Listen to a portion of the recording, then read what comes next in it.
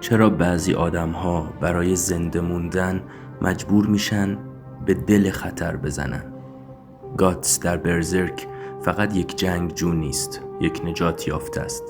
اون تلخترین اتفاقات ممکن رو پشت سر گذاشته اما هنوز ایستاده. کسی که هیچ وقت خونه‌ای نداشته و هر بار که جایی برای موندن پیدا کرده دوباره مجبور شده ازش دل بکنه. تنها چیزی که میتونه بهش تعلق داشته باشه کسیه که خودش نیاز به مراقبت داره. چیزی که گاتس رو از بقیه جدا میکنه قدرتش نیست، انتخابشه. اون میدونه اگر بخواد روزی روبروی دشمنش بایسته نمیتونه از دور فقط تماشا کنه. باید وارد تاریکی بشه، زخمی بشه، آسیب ببینه و حتی تا مرز مرگ پیش بره. میدونه که تعلق یافتن اون رو از هدف دور میکنه.